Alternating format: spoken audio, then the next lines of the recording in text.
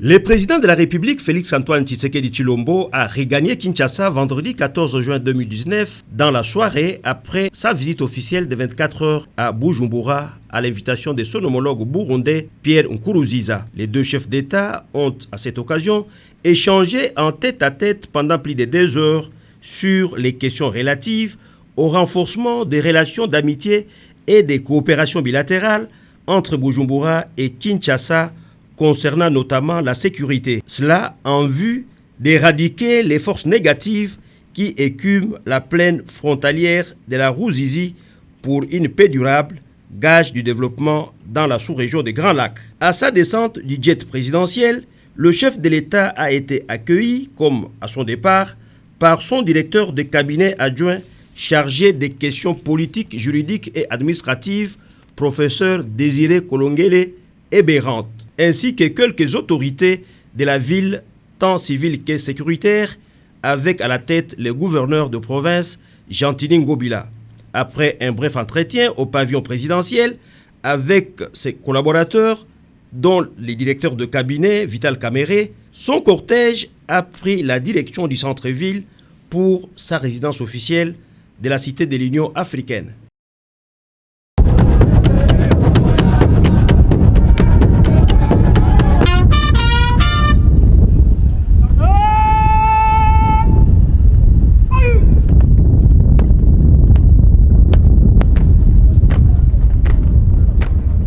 Cela fait plusieurs décennies qu'on n'avait plus vu un chef d'État de la République démocratique du Congo en visite officielle à Bujumbura.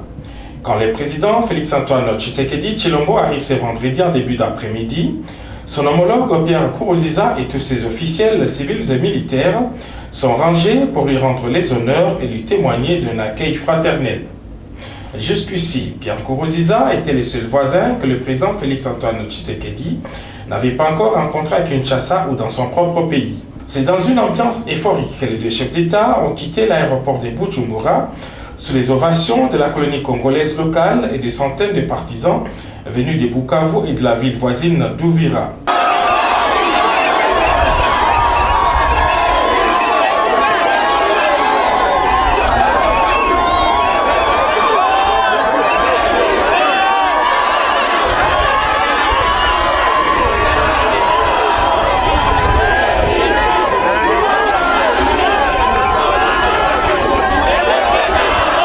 Au palais présidentiel des Rohero, Félix-Antoine Tshisekedi et Pierre Nkurunziza ont eu des échanges fructueux en tête-à-tête pendant plus de 2 heures. Selon les services de la présidence des deux pays, la visite éclair du chef de l'État congolais s'inscrit dans les cadres du renforcement des relations d'amitié et de coopération existant entre les Burundi et la République démocratique du Congo. Les questions sécuritaires dans l'espace Grand Lac n'ont pas échappé aux entretiens entre les deux chefs d'État. À Kinshasa, tout comme à Bujumbura, on s'est dit déterminé à éradiquer les forces négatives qui écument la zone frontalière de la Ruzizi.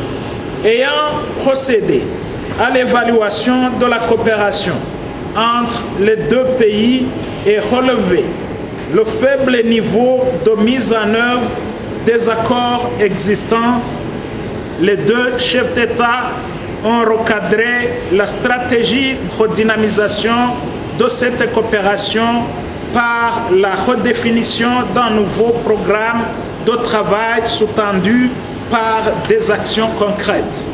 Les deux chefs d'État ont en outre réitéré leur ferme volonté de maintenir un contact étroit et permanent entre les deux pays. Son Excellence, Monsieur le Président Félix-Antoine Tshisekedi Tshilombo a salué l'œuvre du développement économique et de consolidation de la démocratie engagée avec détermination et conviction par son Excellence Monsieur Pierre Nkurunziza, président de la République du Burundi, grâce à laquelle de nombreuses réalisations ont vu le jour. Il a noté avec satisfaction les démarches politiques en cours conduisant à la tenue des élections libres et apaisées prévues en 2020 et a encouragé le peuple burundais à poursuivre dans cette voie. à son tour, Son Excellence, Monsieur Pierre Nkurunziza, a de nouveau félicité Son Excellence, Monsieur Félix Antoine Tshisekedi Tshilombo, pour sa brillante élection au scrutin présidentiel de décembre 2018 et lui a souhaité plein succès dans sa noble mission. La visite officielle de Félix-Antoine Tshisekedi Tshilombo s'est terminée par un dîner d'amitié offert par les Burundis à la délégation congolaise. Après une demi-journée de travail à Bujumbura, le chef de l'État Félix-Antoine Tshisekedi Tshilombo a repris son jet pour Kinshasa. Entre-temps, Pierre Nkurunziza, lui, peut lier l'utile à l'agréable. C'est une mission accomplie.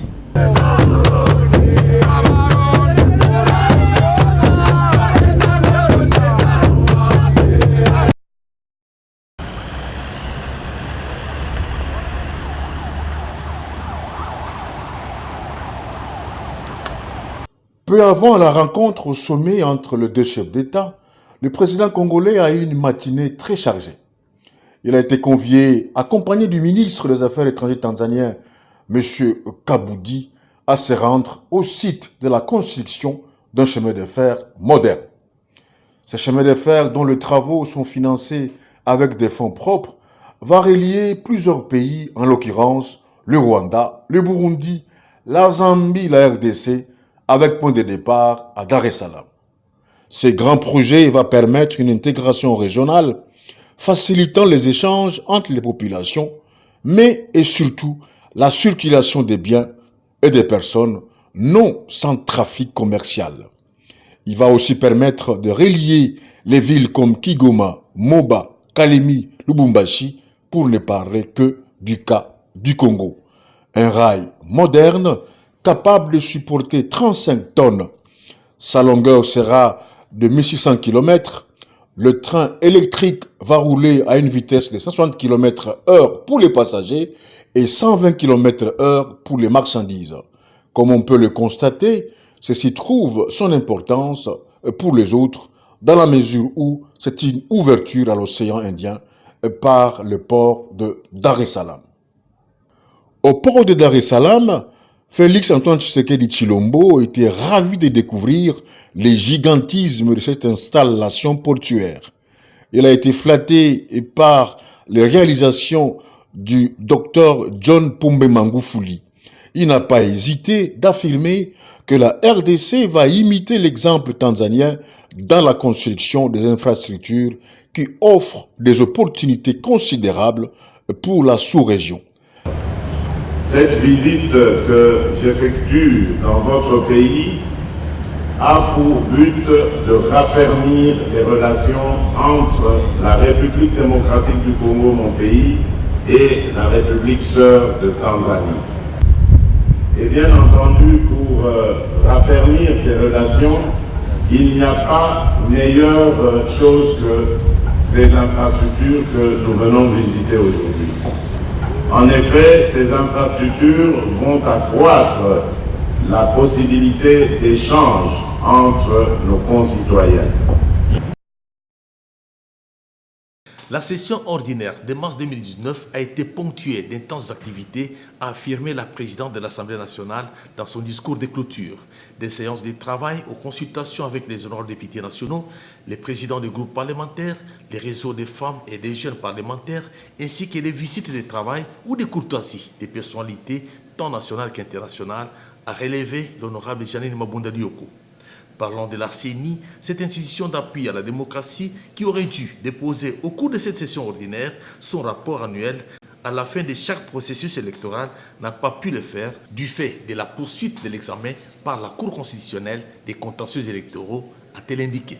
Plus qu'un bilan de parcours, le speaker de la Chambre du Parlement a rappelé les actions entreprises face aux naufrages survenus sur les lacs Kivu et Maïndombe, sans oublier la situation sécuritaire à Beni ou à Ituri, y compris la maladie à virus Ebola et la protection de la biodiversité dans le parc du Katanga.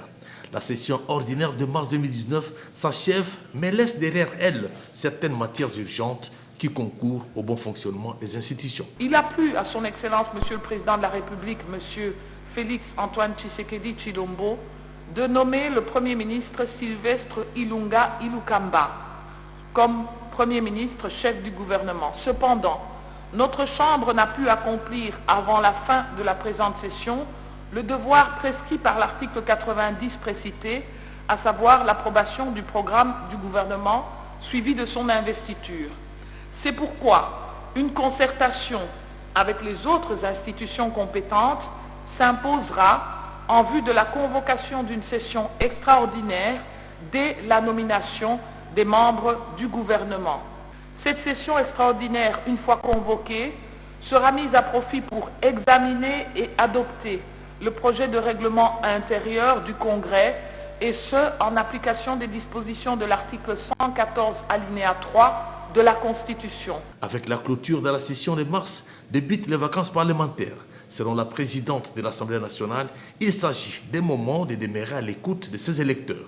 Une obligation pour chaque député national de séjourner au moins un mois dans sa circonscription électorale et présenter le rapport, a insisté l'honorable Janine Mabunda Lioko. Nous venons de clôturer notre session de mars 2019 et voilà, c'est notre moment maintenant de penser, descendre dans nos circonscriptions différentes pour aller faire la restitution à la base, voir le peuple qui nous a mandatés et aussi faire quelques visites à travers nos circonscriptions afin de revenir avec un rapport et aussi récolter les problèmes et desiderata qui sont sur terrain afin de voir comment trouver solution aux différents problèmes de la population qui nous a élus, qui nous a mandatés. Alors, il y a les activités du bureau de notre Chambre. On nous a fait le rapport de ces activités, la Madame la Présidente. Nous la félicitons.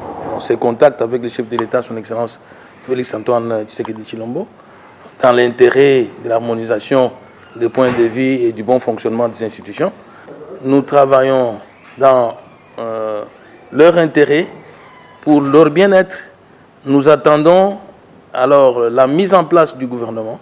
Mais la session est essentiellement une session de prise de contact et en même temps aussi pour former les groupes parlementaires et aussi former les commissions. C'est ce qui a été fait pendant toute la session. Ça a pris le temps qu'il fallait parce qu'aussi en même temps il y avait des députés qui sont passés sénateurs et donc il fallait choisir entre les deux et certains sont partis au Sénat, d'autres sont restés à l'Assemblée nationale. Elle a ramassé de façon globale toutes les activités que nous avons eu à faire pendant la session ordinaire qui vient de s'achever aujourd'hui. On retient que la session a commencé en retard, mais nous avons effectué beaucoup de travaux préliminaires, notamment la mise en place du bureau définitif, la mise en place des groupes parlementaires, la mise en place des commissions. Il reste les bureaux de commission. Et ce sera achevé au cours de la session extraordinaire qui sera convoquée incessamment. Ils représentent tous ce qu'on appelle la Grande Orientale. Élus nationaux, sénateurs et notables s'accordent pour porter la voix des provinces issues de l'ex-province orientale en proie à l'insécurité, en formulant le vœu de voir le chef de l'État, Félix Antoine Tshisekedi Tshilombo, user de ses prérogatives constitutionnelles pour restaurer la paix. La Grande Orientale, fidèle à ses idéaux républicains, qui visent à préserver l'unité nationale, la paix et la cohabitation pacifique des différentes communautés ethno-tribales et linguistiques, principales valeurs qui l'ont toujours caractérisé, mais malheureusement qui n'ont pas servi à son émergence sur tous les plans jusqu'à ce moment. Déterminé à développer dorénavant une forte synergie des efforts de développement interne de ses filles et fils regroupés dans les 4 provinces qui occupent son espace. Considérant ses potentialités humaines, économiques et socio-culturelles, jugées suffisantes pour son autonomisation et sa prise en charge prise en charge de son destin politique par elle-même. Le potentiel humain ainsi mis à contribution, l'élite dirigeante de la Grande Orientale s'arroge légitimement le rôle de guide pour un meilleur destin de cette partie de la République. Je condamne les manifestations de l'UDPS, des PPRD, de part et d'autre. Ils doivent cesser à créer le désordre dans notre pays. Et nous demandons aux dirigeants de FCC et de PPRD et l'UDPS de conscientiser leurs membres de ne plus faire des bêtises dans notre pays pour brûler les histoires, faire de n'importe quoi, créer des situations impossibles dans le pays. Alors nous appelons à cette population, toute la population congolaise, d'aller calmement dans la paix. Et nous avons besoin de la paix et non de désordre dans notre pays. Nous demandons au président Félix, Cash et FCC de composer rapidement d'ici les 30 que le gouvernement puisse sortir. La bonne gouvernance des entreprises, tel est le thème de la conférence des collectifs de jeunes entrepreneurs et experts comptables sur la bonne gouvernance, gage de l'amélioration de la performance des entreprises et du social de la population congolaise. Les participants à cette conférence ont expliqué. Le collectif des jeunes experts comptables, c'est GEC en sigle. Nous sommes une organisation d'experts comptables qui se veut être une tribune de réflexion pour des sujets d'intérêt national. Les services connexes au comité de lutte contre les blanchiments d'argent et financement du terrorisme, à l'occurrence la cellule nationale des renseignements financiers, CNRF, a pendant 2 jours réuni différents acteurs des secteurs publics et privés évoluant dans cette lutte. L'objectif était de procéder à l'évaluation nationale des risques du blanchiment des capitaux et du financement du terrorisme étant une exigence découlant de la recommandation numéro 1 du GAFI, Groupe d'action financière. Confrontée à de multiples difficultés, la République démocratique du Congo dispose actuellement d'une seule banque correspondante pour le dénouement des opérations en monnaie étrangère. L'intégrité de son système financier dépend plus des résultats d'une évaluation nationale des risques sans concession, fidèle aux réalités du pays. Voilà qui justifie la tenue de cet atelier du 12 au 13 juin 2019, à l'issue duquel les participants, notamment les acteurs du secteur public et privé, ainsi que leurs administrations respectives, ont été appelés à capitaliser les différentes valeurs ajoutées de ces travaux et de produire un rapport crédible et de qualité. Ces assises ont été organisées grâce à l'appui technique de la Banque mondiale à travers l'apport de ses experts. L'autorité morale de la Convention des Congolais Unis, CCU, tire la sonnette d'alarme au cours de la matinée politique organisée ce week-end. L'honorable Lambert Mende Omalanga a peint la situation politique de l'heure, de l'organisation des élections jusqu'aux résultats présidentiels, en passant par les législatives et sénatoriales. L'Alliance CCU et Alliés constate que des efforts ont été consentis et la maturité politique congolaise a fait ses preuves. La CCU et Alliés, fiers de l'alternance politique en République démocratique du Congo, encouragent les leaders d'opinion à bien mener la barque afin de consolider l'unité nationale. Répondant aux préoccupations des participants, l'honorable Lambert Mende Omalanga, autorité morale de la Convention des Congolais Unis, attribue la tourmente actuelle à la naissance d'une démocratie forte et stable. La République démocratique du Congo a pris un envol dont elle a à être fière. Il y a 6 mois, et les choses sont en train de se dérouler de manière correcte, malgré quelques soubresauts. Les 2 leaders ont compris qu'il fallait essayer autre chose. La communion des efforts, la communion des esprits. Il y a des difficultés, mais ces difficultés-là ne peuvent en aucune manière nous décourager à aller de l'avant. L'honorable André Litea Sebea, secrétaire général adjoint de la CCU, a circonscrit le cadre de cette matinée politique par la lecture d'une déclaration politique, encourageant ainsi les leaders des partis politiques à sauver la démocratie, la paix et l'unité nationale. Lecture faite par le rapporteur de l'Alliance CCU et Alliés, Dieudonné Kishi Kazadi, président du Congo Positif.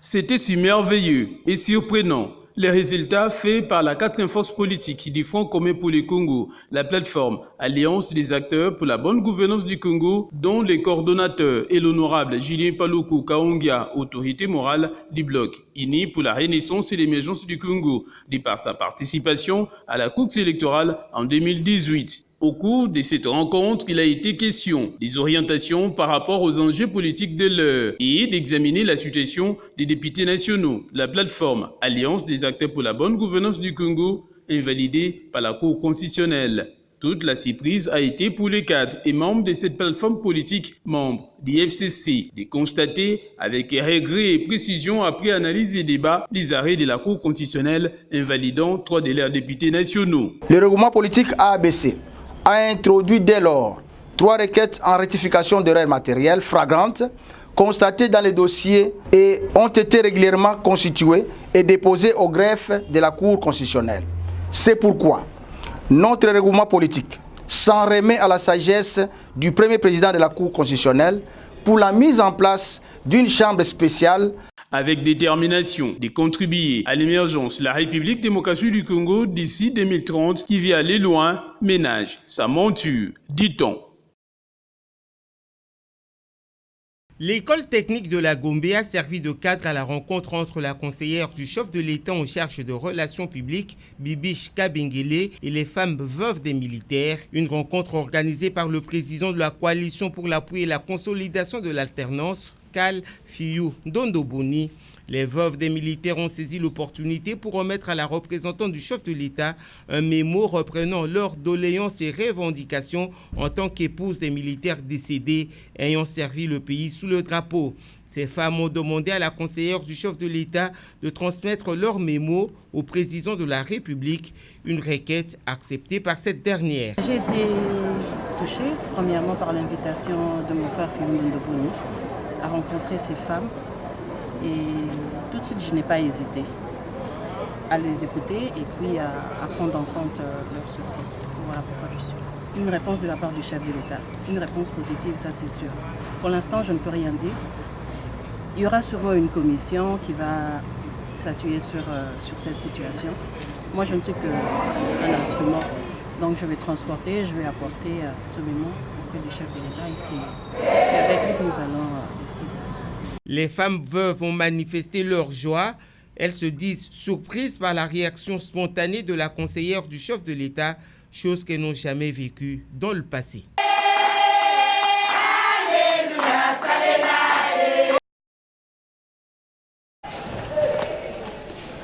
La transformation énergétique en République démocratique du Congo, est-ce un mythe ou une réalité? Cette question provient de cette conférence débat organisée à la faculté de Polytechnique de l'UNIKIN avec l'appui du projet de qualité et de pertinence au niveau secondaire et universitaire. Le professeur venu des États-Unis et de l'UNIKIN ont partagé les expériences à travers des exposés scientifiques et des solutions proposées pour résoudre les problèmes de réchauffement climatique. Ce que nous avons ressorti de ce débat, c'est que la transformation énergétique est déjà une réalité.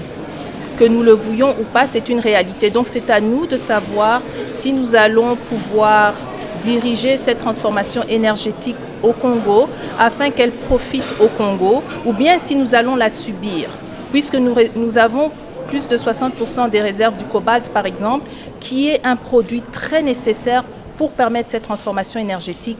Il est temps que nous prenions le devant sur la scène internationale. Les participants à cette conférence ont émis leurs vœux. Elle a démontré que toutes ces possibilités existent dans notre pays. Mais ce qu'il faut d'abord y croire, il faut s'y engager, il faut la volonté politique, mais également aussi la détermination des chercheurs. Elle a insisté sur le fait qu'il faut faire confiance en soi-même. Il ne faut pas croire que tout ce qui est fait au pays est mauvais et que c'est seulement ce qui vient de l'étranger qui est bon. Ces étudiants ont été conviés à se faire confiance et mettre en exergue les compétences apprises.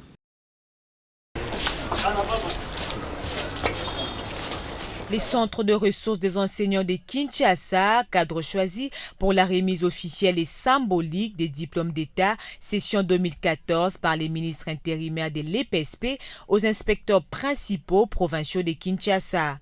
L'opportunité pour l'inspecteur général de l'EPSP de saluer les travaux abattus par les ministres honoraires de l'EPSP, Gaston Moussemena, pour apurer les arriérés des diplômes d'État.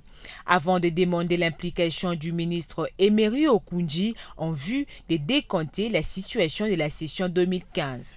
L'inspection générale qui soutient les efforts du gouvernement de l'alternance sollicite votre implication personnelle pour mettre à notre disposition les diplômes de la session 2015 bloqués à l'hôtel de Monnaie. Nous espérons disponibiliser ces titres en faveur des récipiendaires et éponger ainsi totalement tous les litiges dans la délivrance des diplômes d'État.